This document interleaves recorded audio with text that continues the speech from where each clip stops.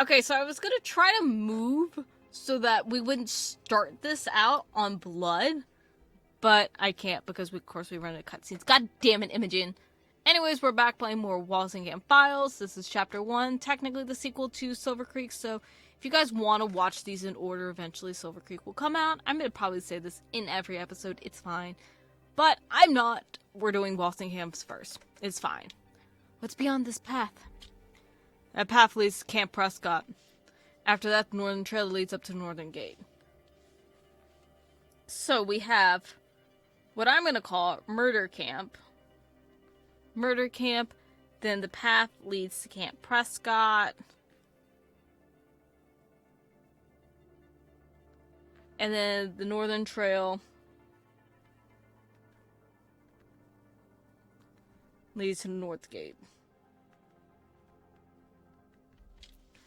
Were there campers in Prescott too? Yeah, I believe there were a couple. I had my colleagues evacuate them to the Northern Ranger Station as well. I instructed them to keep all the campers there in case the detectives in charge wanted to ask any questions. Nice. I'm glad at least someone decided to follow protocol. I could take you up there after y'all are done investigating here. Wait, there's more?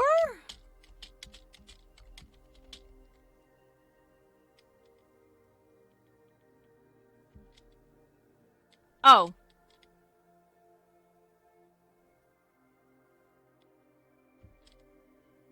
Ah, shit.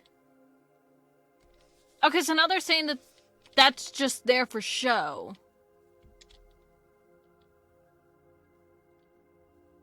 So there's a chance that no axe murder. I suspect he carefully poured. I really thought I already checked the fucking axe. I had to check it twice. I suspect he carefully poured it on after killing the two victims. Heck, might not even be their blood.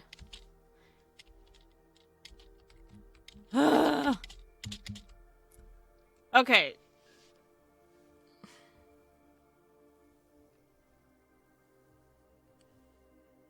I like the idea that it was an axe. And the knife. Like, there had to be a knife. There had to have been a knife. Let's go down this way. The fact that this is open has to mean something. Okay. Well, not right now.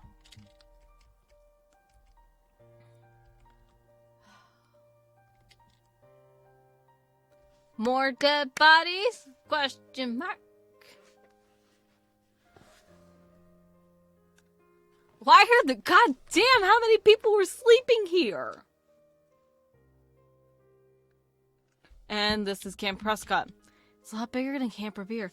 Oh, Murder Camp's called Camp Revere. That might have been mentioned, but I like Murder Camp better. Camp Prescott has always been the more popular ground. It's right next to the river, it's got good fishing, and it could take a lot more people. Real good for class trips for families. So, Camp Revere is more popular with couples then. That's right.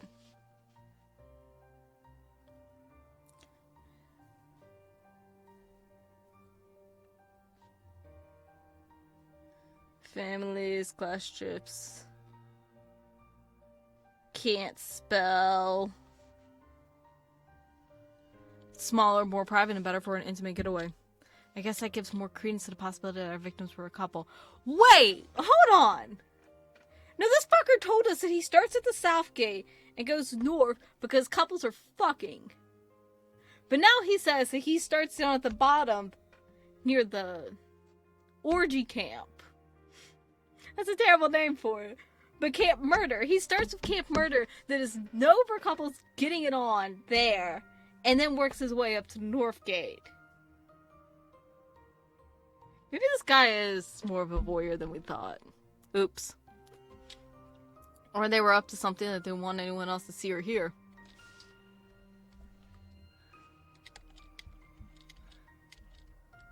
How many other campers did you round up? 3, including the woman at the bridge. But there are 5 tents out here. Some people bring more than one tent so they're not too cramped when they go camping. They brought 5 tents for 2 people! My god! One tent for sleeping and another one for their supplies and other such things. Oh, okay. But still, like, I feel like you need, like, one storage tent. I don't know. This is a person that doesn't go... This is coming from a person that doesn't go camping. But, like, why do you need multiple storage tents? Why are you bringing so much extra shit? Never heard of that before. Not that I'm into camping much. Oh yeah, you should see the things the campers do. Some don't even bring their massive inflatable tents with numerous rooms. I've seen those. Surprise, check the tent. It's empty, ma'am. With the exception of the tent belonging to the woman at the bridge, they should all be empty. The other two campers insisted on bringing their other valuables and putting everything else away. I couldn't rely... I think that's a really... I couldn't deny them that given a criminal action happened at the park. That's an empty tent. That one's empty. That's empty. This is the tent that belonged to the woman at the bridge. There's fish sticks. Anything inside? Sleeping bag, battery-powered radio, flashlight, Swift Army knife, and a book in French.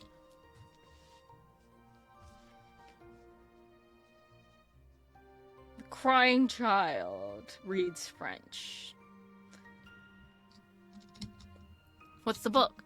It's called The Dernier Jour de Printemps. Is that the last days of spring? I think Printemps is spring, so it's the last days of spring.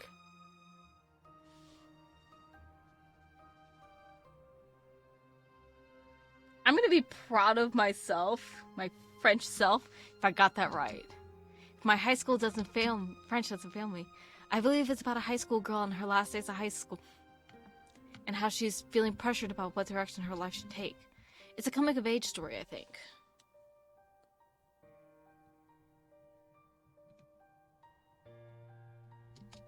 Thrilling stuff. Let's look it up. Hold on. I hope this is right, but... Okay, so according to Goodreads, the only book that is called Last Days of Spring is about mourning the loss of a grandfather, but I think it's a new book, so I'm not counting that. There is also a book called The First Days of Spring, that captured the horrific mood surrounding the murder of a child. So, couldn't get anything out of that clue. Thrilling stuff. Hey, don't knock it till you try it. I love those high school coming-of-age stories and first love stories. They're so boring, though. It's surprising wouldn't have pegged you as the type. Anyways, bag the other stuff and we'll leave it at the ranger station for now. Let's get them fish sticks! Except... Okay, so we have our letters. Fortunately, those get saved. I just realized this is episode 3 and I haven't yet saved. Does the park provide firewood, Oscar? Nope. As I said before, we don't provide any hospitality services. Whoever cut this is good with an axe. The length is pretty uniform. I thought you said you were quite sure that an axe wasn't the murder weapon. I still am. Just saying that whoever cut this wood is an experienced outdoors person, that's all. Any idea whose sleeping bag this is? Quite sure it belongs to the woman at the bridge. The other two campers had us take all their stuff with them. That's fine, but are you sure you have all their stuff and haven't let them touch any of it, right? That's right. Good. Empty bin, collected a bag for you to look through. Mostly cans of beer, some bones from barbecue. Okay, show me after we finish interrogating the campers. Now we're on the North Trail.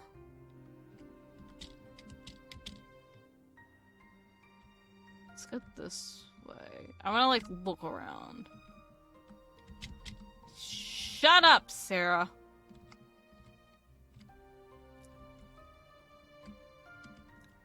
Okay, there's nothing else we can do. Gar, what are you doing out here? Captain Visconti from the state troopers told me to keep all the rangers in the ranger station and stand guard outside. Sandy outside with them? Negative. They asked him to go with them to verify that all the entrances and exits to the park were blocked. How about the north gate? Some police from other towns came in to relieve us. How about the paramedic we requested? She's inside with a witness right now. She wants to get her to the hospital, but Captain Visconti still has the park on lockdown. I see. Well, I have the detective on the case with me, so can you please let us in? Yes, sir. Interrogate all the Prescott camp visitors. Oh. Oh no.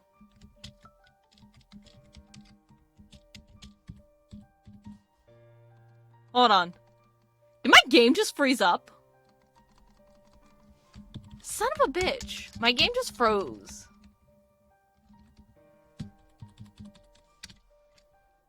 My game literally just froze. Hold on. I'm gonna try to fix it. We'll see what happens. $20, I'll have to literally just replay all of this. What the fuck? So, fun fact.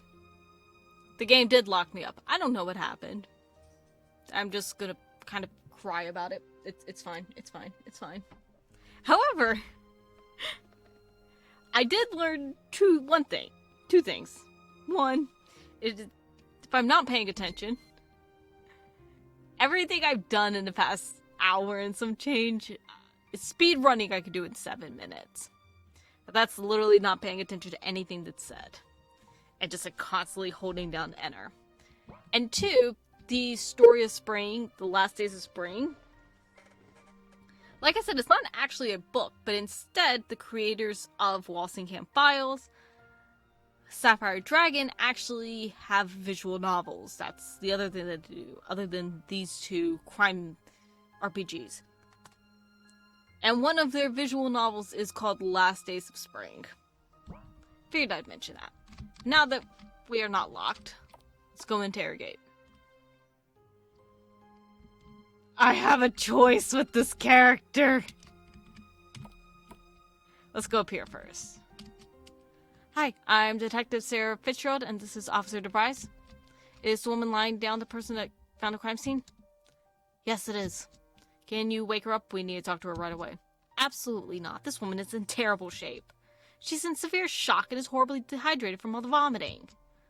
What she needs is to go to the hospital. Aren't you running this show? Get her an IV drip and then she could talk to you. Alright, cool your jets, darling. I ain't exactly all-knowing when it comes to the situation here either. I thought you said you're a detective handling the case. Nah, looks like the Massachusetts State Troopers are running a show on this. And why haven't they put one of their own detectives on the case? That's the bit that's got me puzzled. But all I know is that I'm on this case, and I need to talk to everyone who was in the park this morning. Well, if you want to talk to her, you need to get her access to an IV drip pronto. Can we just, like, slap her in the face and wake her up? I don't know. Hold on. I did click this in there because I couldn't remember. Oscar, at the ranger station by the south gate, we saw that the radio there wasn't working at all. You should really look into that. What are you talking about? When I left for my patrol this morning, it was working perfectly well. It certainly wasn't working when we passed by this morning. Well, that can't be right.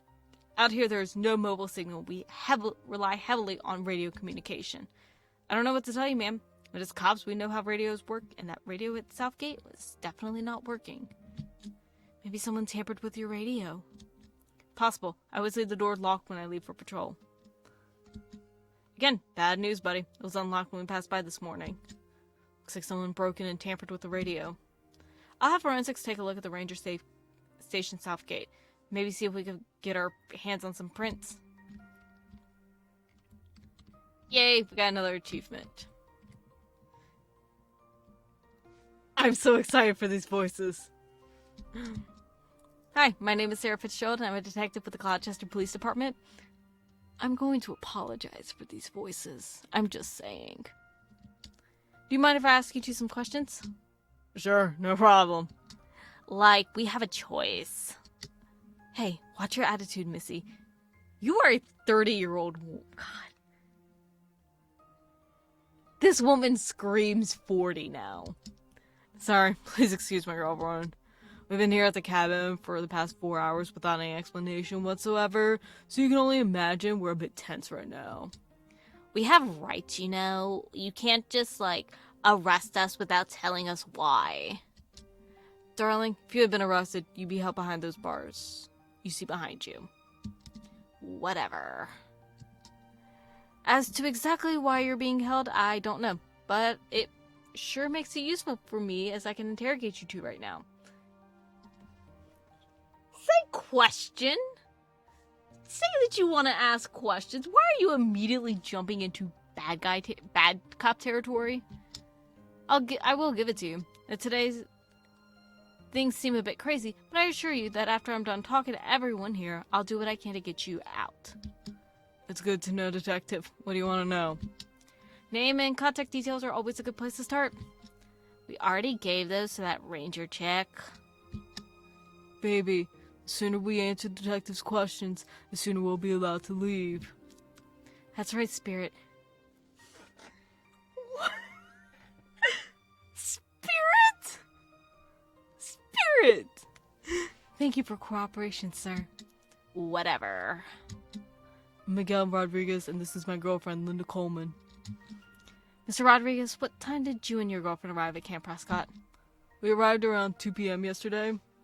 I should have wrote these names down. I think it was Rodriguez. And then Linda Coleman. I think it was Miguel. I want to say Miguel. I think that's what it was.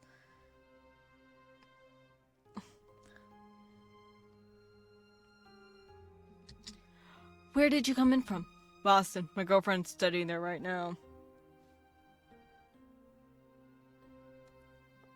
Boston. So you're not from around here? No, I'm originally from Florida, but I moved to New York for my master's.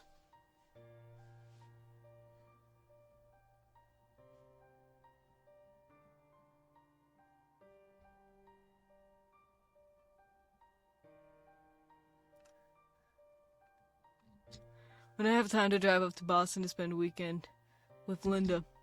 Willowdale isn't exactly the most famous park in Massachusetts, nor is it particularly close to Boston. Why did you two pick it for your getaway?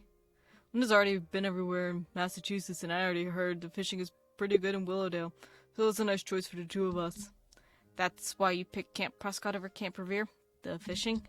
Yeah, everyone says Camp Revere is more romantic than Prescott. But Prescott was really the best choice for both of us. For me, obviously there was fishing. As for Linda, my dear can't live 2 seconds without internet, and there's just no signal in Camp Revere. Babe, it's you who I can't live without. Internet, maybe 10 minutes. I love you so much, baby. Please let this interrogation be over. Let's stick on topic, guys. Young love, Chief. Shut up! You middle-aged YA reading. Like, I don't know. I don't like Imogen. Can we accuse Imogen? Whatever. So, we pitched up a tent yesterday afternoon, and I presume you stayed at the campsite the whole evening, right? That's right. Who did you meet during your time at the camp? There was this old couple that was wrapping up. They left around 4 p.m.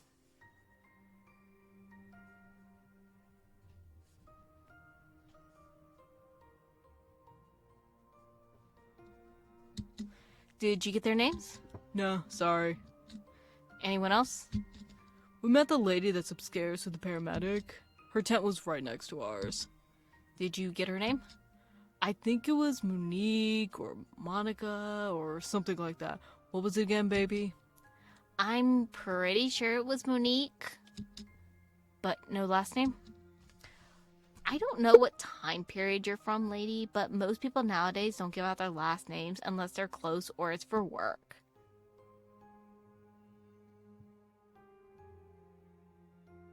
What?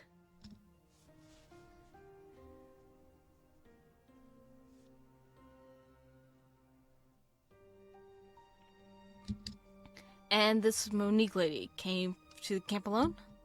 Nah, she came with her girlfriend, but they had a massive fight and she stormed off.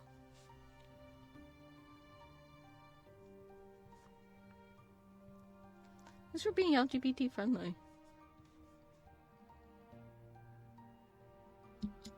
What was the fight about? No idea. They were speaking to each other in French.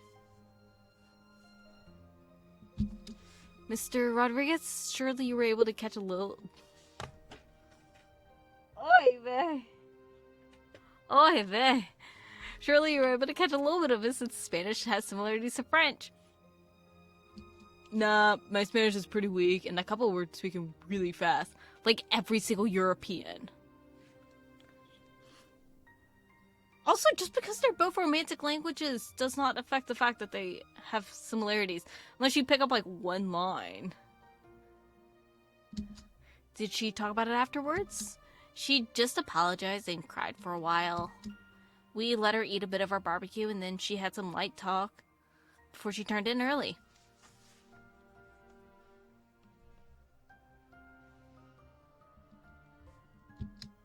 Did you get the name of her girlfriend? Nope. Any other details about this Monique lady? She said that she's a fitness instructor. She mostly asked us about ourselves. I could tell that she didn't want to talk about her problems.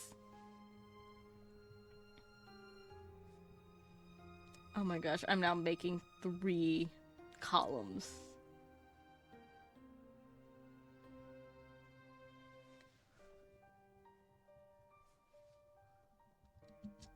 But didn't you go to Camp Revere to check it out? I mean, how else would you know that there's no signal there? Yeah, we passed both camps at around 2 p.m. when we arrived, and Camp Revere was completely empty. Okay, so Murder Camp was empty at 2.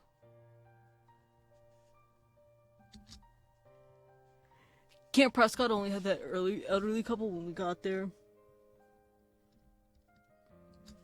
Interesting. And did you hear or see anything weird this morning? I was asleep and was only woken by the park rangers who said to go to the ranger station straight away.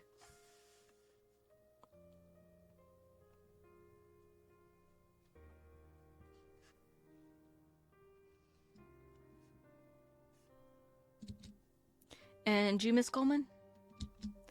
I heard Monique go out for a run, but that was it. I pretty much went back to sleep after that and was pretty happy until I was rudely awoken by the park rangers.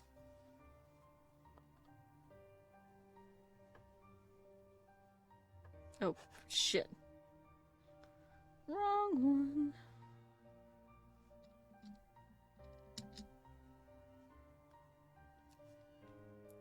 Hey, we're just doing our job, Missy.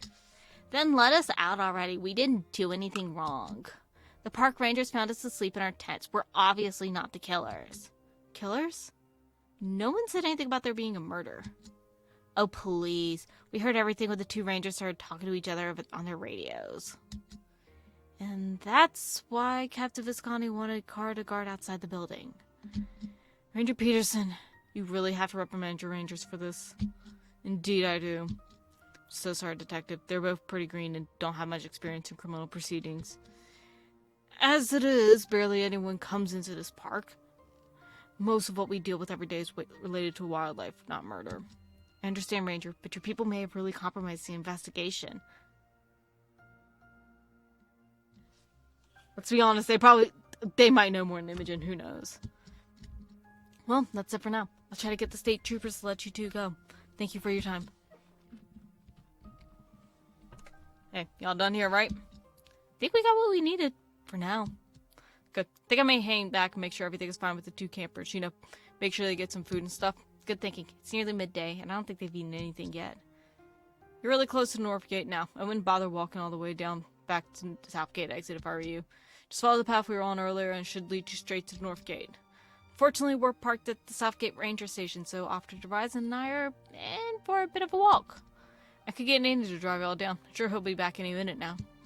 It's fine. We'll walk. Thank you so much for all your help today, Oscar. Yes, thank you so much, Ranger Peterson. No, thank you. No, you ladies have a good day, you hear?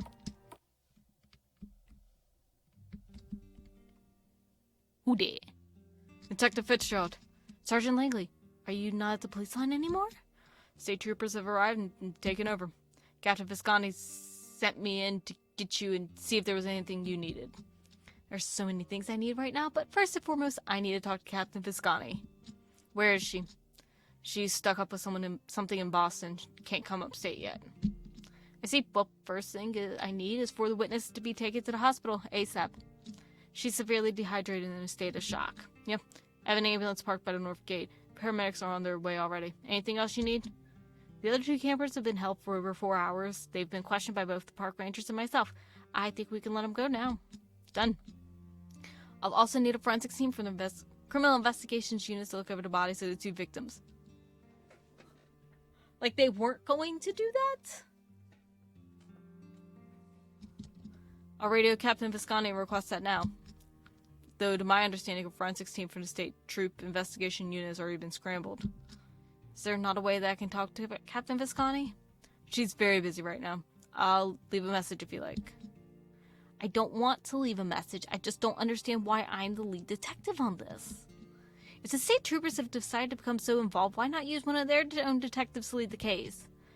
I'm sorry, Detective, I'm just a normal small-town cop like you are. I don't understand what the bigwigs in Boston are thinking. Yeah, don't worry about it. I'll just keep working on the case since that's what I've been told to do. Park just at the north gate up ahead. I could give you ladies a ride to your vehicle if you like. It's a wicked long walk back down. That would be nice. Thanks, Sergeant. I did it in less than 7 minutes.